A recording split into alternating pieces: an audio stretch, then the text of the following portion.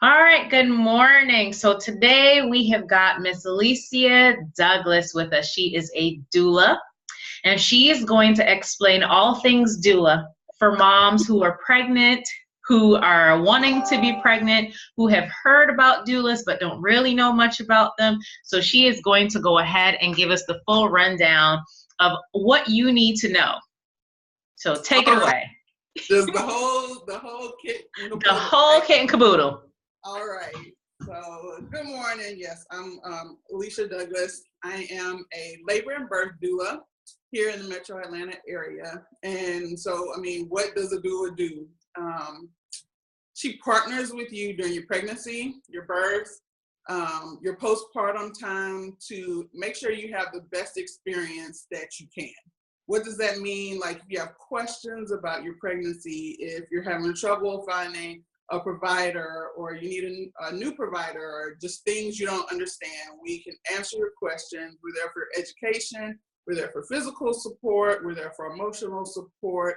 I mean, we're just there. We're like your best friend with all the knowledge that you wish you had when you found out you were pregnant. Because you know how people are like, this is my first baby. I don't know anything. Get yourself a doula, girl. Yep. Get yourself a doula, girl. When in doubt, get a doula. Get a doula, right. So, I mean, I'm really good at answering questions. Well, that's fine. I can ask you a ton. So a lot of the research has shown that when women have a doula,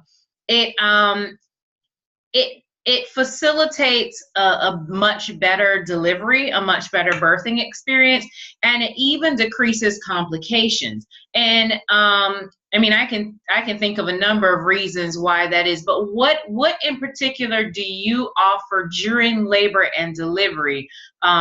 You know, or what would a woman with a doula have during labor and delivery that someone who doesn't have a doula does? I think what a doula brings to the labor room is peace of mind. Because one of the things that can slow down your labor is fear. And a lot of times if you have someone with you that you know kind of knows the ropes, knows what's going on, can answer your questions right away, can tell you what that noise is, if that's normal, it reduces your fear. And so when your fear is reduced, you don't feel as much pain. When you don't feel as much pain, you're not as tense. And when you're not as tense, your body can allow labor to proceed normally. So that increases or decreases your labor time. It decreases your pain, which increases your comfort, increases your oxytocin levels, so you feel better. So overall, your experience is better. Yeah. And now, do you guys, are doulas mostly found in the home birth setting or in the hospital setting? Talk a little bit about the hospital setting. And I know for a lot of women, both my kids were born in a hospital setting. I've been able to, you know, be my own advocate. I've been blessed that my deliveries have been very, very, you know, not complicated at all. Right. But there are a lot of women for whom that's not the case. And oftentimes, you know, you get into a hospital and you hear the horror stories. Well, the nurses just brought this, or the doctor said this, or I didn't know what was going on. So talk a little bit about the advocacy that you guys provide for patients as well. So one of the things I like to talk to people about when I know that they're going to be giving birth in a hospital setting is we talk about what the protocols are before you get to the hospital. Being in labor is not the place to find out about what may happen. Right. So when you hire a doula, you hire that doula ahead of time so that you can meet with her, you guys can have conversations, and you can become informed. Also, one of the things I tell people, take a tour of the hospital before you go into labor, before you're ready to go in. That way you can ask questions about what their protocols are, what, you know, you can see what the inside of a delivery room looks like so that none of this stuff is new to you when you get there. So, you know, we talk about protocols, we talk about the IV that you may or may not have to get. We talk about the continuous fetal monitoring that you may or may not have to get. It all depends on where you go. So some hospitals will allow intermittent monitoring, which means that you can be monitored every hour or every 4 hours, just depending on what your doctor wants.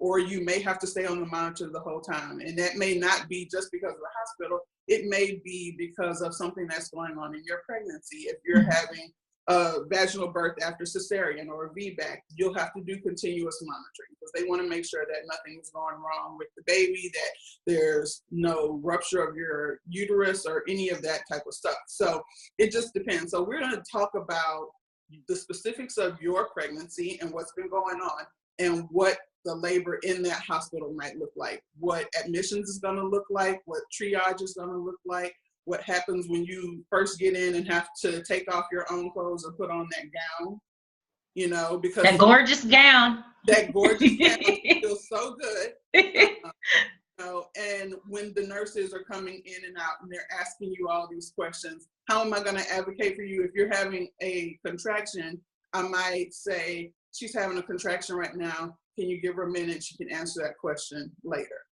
you know, after this contraction passes. The other way is I teach you to advocate for yourself because, in fact, doulas, we can't speak for our clients. So we can't say, oh, she doesn't want that. Oh, she doesn't, her birth plan says she doesn't want this. But what I can do is encourage you to let them know you have a birth plan, ask them if they have any questions about your birth plan. If you have a husband, a partner, a mother, anybody else that's a support person with you, give them the authority to speak for you when you can't speak for yourself. So it's one of those things. And if, you know, you're having a hard time speaking up, I might say, don't forget to ask the nurse such and such and such, or don't forget you wanted to ask the doctor about X, Y, and Z. Mm-hmm. So to be there as a reminder, because a lot of things you'll remember to do when we're in one-on-one sessions, we'll remember to do when we're having our prenatal meetings, but when you're having contractions, you know, when people are asking you a lot of questions and everything, you may forget what we talked about. So I'm there to be that, you know, little reminder and say, oh, don't forget you wanted to ask about this, or don't forget, you know, or if she's having contractions, the husband or the mom, remember to tell the nurse about X, Y, and Z. So it's not just about who's giving birth, it's about the whole family, the whole support team. So like when doulas come in, we say we're a part of your support team, mm-hmm. because we want you to have people around you that are there just for you, specifically to make sure that everything with you goes as smoothly as possible. Yeah. So we want an empowered birth team. Yeah. And tell me a little bit about the birth plan. So, you know, should moms have it? Should they not? You know, there are some moms in the camp of, well, I'll just let, you know, fate take over or whatever have you. And then there are other moms who are the other end who are like, I need this to happen this way, this particular, you know, and I am not straying at all. So talk to me a little bit about birth plans and kind of just some of the things that moms should have in said birth plan. Right. So the birth plan, it's a guide. It's not a plan. Nothing literally ever goes according to plan. You may find a few people who goes, my birth went exactly the way that I wanted it. You know, that's great. But I'm going to say probably like 98% of them, they don't go according to plan, because we can never know what's going to happen in birth. And that's not a bad thing. Because right. Some moms decide that they want an epidural, but birth goes so fast, they have a natural birth. Mm-hmm. You know, and it turns out okay, you know. Mm-hmm. So it's a guideline. It's something really and truly, it's for education for you, because when you're doing a birth plan, it's going to help you research the things that you may want. It's going to help you research all the options that are available to you. Mm-hmm. And then the other thing with a birth plan is kind of like what we talked about with the birthplace. A lot of times people will have, well, I want to have intermittent monitoring. I don't want an IV. I want the lights dim. I want the birth tub available to me. I want. Well, does your hospital have those things available to you? Again, what are the protocols? So if the protocols are you don't have to have an IV, a tub is available, a shower is available, we do intermittent monitoring here, that doesn't even need to be in your birth plan because those are givens. Right.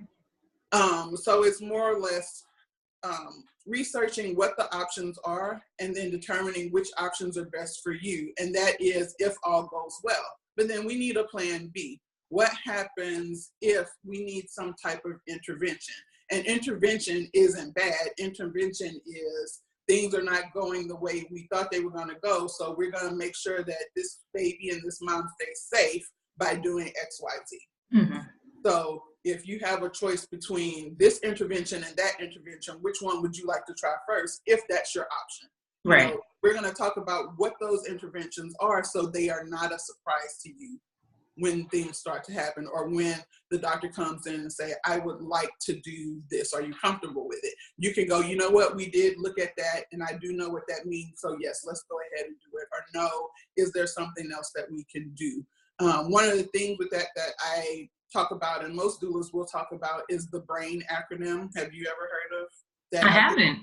The BRAIN. So we tell people when you're trying to choose something on your birth plan, when you're trying to use something in decide between procedures in the birth room, use your brain. So we want you to ask, what are the benefits? What are the risks? Are there any alternatives? I always forget I when I'm talking about this. Oh, instinct. Trust your instinct. And N means nothing. What if we don't do anything and we just give it time? Mm-hmm. So, you know, when you're determining those things, use your brain. You know, and one of the things that we will have talked about prenatally, we'll talk about these interventions and we'll talk about all the benefits and all the risks that are associated with it and what, you know, you might be doing. But I tell people, trust your gut, your instincts. You know, you were given instincts for a reason, just like when anybody is like, you know what, something's wrong with my baby. I just know it. And they keep going back to the doctor and the doctor's, oh no, everything's fine. But it turns out something isn't right, or, you know, trust your instincts. You know, whatever your gut is telling you the best thing to do in light of the benefits and the risks, go with it. Yeah. And that's huge. Now, as far as during the pregnancy, when is a good time to say, you know what, let's go ahead and get the doula? When do you want that doula to come on board? Do you want the doula on board the minute you find out that you're pregnant? Or, you know, are you waiting till second trimester? You know, what should moms know about, you know, the whole process of getting a doula? It's going to be at your comfort level. Definitely for my repeat clients, as soon as they find out they're pregnant, they're like, are you available for 9 months from now? Some people, if they know about doulas, when they find out they're pregnant, they want to get started right away. I tell people your second trimester is a good time to start looking for a doula, just because there's not a whole lot that we need to do before 28, 30 weeks. Because one of the things, I want all the information to stay as fresh as possible with you. And we want to make sure that, you know, you've gotten primarily most of your pregnancy done, and you're going to be able to concentrate on that childbirth education part. You're going to have time to read. You're going to have time to prepare all the things that you need, because that's your final preparation stage, right? Like second trimester, third trimester, you're like, okay, let's get everything squared away because right. Coming. So a lot of times, end of second trimester, beginning of third trimester is a good time to go ahead and hire your doula. However, doulas can book up quickly. So if you know that you want a doula, if you know there's a specific doula that you want, you may want to contact them as soon as possible. Early. Most doulas operate, not getting a little bit into the money, most doulas operate on a deposit basis. So once you sign a contract and make a deposit, you're securing your spot on their calendar for services. So don't just talk to a doula and say, I think I want a doula. I want you to be my doula and I'm due in March. Right. If you don't put down a deposit and sign a contract and you wait until January, that doula might not be available for your due date anymore, because we can only take a certain amount of clients per month to ensure that we're there for your birth. Right. You know, so I can't say, oh, sure, I'll take you. And then I have like 6 or 7 people and I only make it to 4 births. Right. And that's doing really well, because, you know, due dates may overlap. Some people may go early, some people may go late. Mm-hmm. Although we have backups, which means I will make sure you have a doula, you just may not get me. Right. Okay. And after birth, there are a lot of doulas that do after birth services. What do some of those services look like? And typically for how long is a doula with a mom? Okay. So personally, as a labor doula, I will be with the mom postpartum, like the immediate postpartum period. So right after she has the baby, a couple of hours, I stay with her at the hospital. If she wants to breastfeed, we can start working on getting the baby for their first latch, making sure that she's, has water, she's comfortable, that the nurses are meeting all of the needs, her pain needs, and that things with that. And I usually see her about a week later. Mm-hmm. Now, if she wants further postpartum doula services, she would hire a postpartum doula, which hopefully next year I'll have that certification as well. Yay! Yes, I'll be working on being a postpartum doula and infant care specialist. But usually they contract with a postpartum doula for a certain number of hours, and those hours actually end up being like weeks. So some people might want to do it for the initial 6-week period. Some people do it for 12 weeks. It just depends on your level of need and what your goals are. Really, postpartum doulas are goal-oriented. Like, what are your goals? And it could be a week-by-week goal. I mean, it could be a day-by-day goal. Like today, I would just like to get a little bit more sleep that I got yesterday. Right, than yesterday. Today I would, like for there to be food, that kind of thing. So a lot of times people go, oh, a postpartum doula, she'll come in and she'll do your laundry and she'll do the dishes and she'll fix you a snack. But it's really more than that. It's giving a person someone that they can talk to, somebody who they can say, you know what, I didn't realize things would be this hard. I didn't realize I was going to need this much help. And it's a lot of emotional support. Yeah. Because, especially in Atlanta and probably in other areas, families aren't close by like they used to be. And there are a lot of first-time moms out here doing this without their mothers, without their sisters, without their aunts. And they're like, how does this all work? I'm tired. I'm sleepy. I've been in the same clothes for the last 3 days. This was not how I imagined, having a baby to look. You see the TV shows and the models and everybody's all glamorous and they have their makeup on and everything put together. And you're sitting here with this baby who's crying and you don't know why they're crying. And now you're crying and it's a mess. So postpartum doulas really come in to help you kind of get through that transition period. The first couple of days at home, oh, they're wonderful. And then something happens and this baby stops sleeping for, 3 hours at a time. And at night you've been up every hour and you don't know what's going on. They come in there, okay, this is what's usually going on. Let's do this. This is the way. Baby's got gas. This is a new way to birth your baby. Let me teach you how to swaddle. Let me, you know what? You fed the baby. I'm going to go and settle the baby back down to sleep. You go ahead and go back to sleep. That kind of thing. So it kind of helps with that transition, give some support. So the next morning, mom can wake up and go, you know what? I think I can do this today. So it's more about support than cleaning the house and, letting mom get you holding the baby so mom can take a nap. It's a whole lot more than that. Sleep is huge. People do not, I told someone the other day, if I knew that I was not going to get that much sleep when I had my kids, I probably would have slept a lot more before I had kids. And so one of my friends was pregnant. She was like, what would you say to a new mom? I said, if you've got a king size bed, start at one end, roll to the other side, roll back, do snow angels, enjoy your bed. Enjoy it. It will be the last time that you and your husband may be alone in it. And she was like, what? I'm like, I'm so serious. Yes. Maybe the last time. Enjoy it. Fluff those pillows. Hug that blanket. But you're so right, because in Atlanta, like, I'm not from here. I don't think most anybody's from here. No, I'm not from here either. See, I think like maybe 10% of the population is from Atlanta. And so with that, you have so many people that come here and their families are in another state. And that's how we were.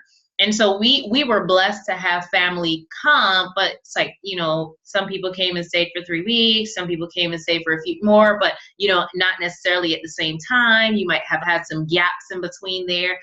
But it's tough. And then, you know, especially when you've got a gap and it's like you're waiting for another family member to come and it's like, the baby is not sleeping. The baby's not sleeping. I'm not sleeping. And you are like wound tight and you can't function, you know, that happens so much. So I feel like that support system, the whole concept, it takes a village, means a lot more to me now as an adult and as a mom than it did way back when, because it truly does take a village, and you really need to have your support system to help you through these times, because it can be rough. Right. And then the thing that moms have to remember too is, like, because we're nurturers and caregivers, when that help is coming over, let them help. Mm-hmm. Because what happens is we want to make sure that our help is comfortable. Do you have something to eat? Do you have, you know, enough pillows? Let them help you. They came to help you. Like, sit down, feed your baby, let them do the dishes, let them vacuum the floor, let them fix dinner. You know, don't worry about what they're doing. They came to help you. And I think that's a good thing that the postpartum doula can come in, because they're like, they can remind you, sit down, put your feet up. The baby is taking a nap, go take a nap. One of the things I tell first-time moms, you know that thing they say, sleep when the baby sleeps? Sleep when the baby sleeps. The only time you'll be able to do that, it was just the first baby. Yeah, it's so true. Once the second baby comes and they're up running around, you don't always get to sleep when the baby sleeps. And they never nap at the same time. God in heaven knows they never. Oh my goodness, to try to coordinate naps. It took me a while, but I got all 3 of mine to sleep at the same time. Ooh. Yeah, it took me a while, but those first few weeks were rough, because it was like one is sleeping, the other one is running around. When that one goes down, this one is up, and I'm like, sweet Jesus, have mercy. It's like, how did they do this back in the day? They had people. They had people. They had their mama, and grandmama was there, because grandma was in the house holding the baby while you were running behind the toddler, and mama was fixing dinner. Mm-hmm. Like, we all work together. Yeah, community is so huge. It's so huge. And so if people wanted to find you here in the Atlanta metro area, how would they get in contact with you? So you can reach me by phone at 678-667-4893, or on my website, mother2motherlaborsupport.com, and that's mother with the number 2, motherlaborsupport.com. Or you can email me at info@mother2motherlaborsupport.com. Awesome. And so, and is there a specific coverage area within Atlanta that you do, or? I do try to stay in the North Metro area. So I tell people above 20 and between 75 and 85. Okay. So that's still a pretty wide area, but that's generally how far I'll travel. So North Fulton, South Cobb, East, right. West Gwinnett, and like a little bit of Forsyth. No, a lot of Forsyth, because I'm actually in Forsyth. Okay. I do a lot of Forsyth, Hall County, Gwinnett. I do even go into Cherokee, because it's for a little bit north. So it's a pretty wide radius. So I'll tell people I'll travel about an hour. Okay. Because one thing is, if you have a doula and you want me to get to you quick in Atlanta, you don't really want me to have to travel more than an hour. Yeah, not with this traffic. Especially depending on what time of day it is. So my travel radius is about, if I can get there within about an hour, I'll travel. Like I said, you don't want to have to wait 2 hours for me to get to you. You know, you're in labor and, you know, you need some extra support. That's awesome. Well, thank you so much for jumping on and educating moms, because a lot of women out there still have no idea that doulas exist. Right. And even if they do, they don't know, you know, how beneficial they can be for them, for their labor, for their pregnancy, and even that time after. Like, they just have no idea.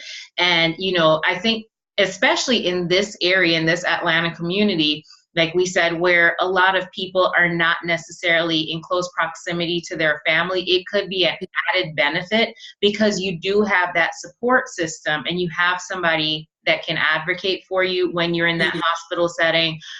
You have somebody who is going to be your wingman, essentially, and just kind of make sure that even if, you know, your focus is taken by something else, that they can kind of keep, you know, keep things in perspective and can make sure that you get whatever it is you need. So, I mean, I think doulas are a wonderful complement to any pregnancy. So guys, if you need a doula, if you are looking for a doula, mother-to-mother-laborsupport.com. Elysia is fantastic. And, you know, and she's such a wonderful spirit. She's such a wonderful person to be around. And so if you need her, please call her and book early. Yeah, book early. Because she's awesome. So people want her. Right, book early, but I do have 4 spots open between now and Christmas. So if you waited late, you still have an opportunity to get me if you need to. Awesome, awesome.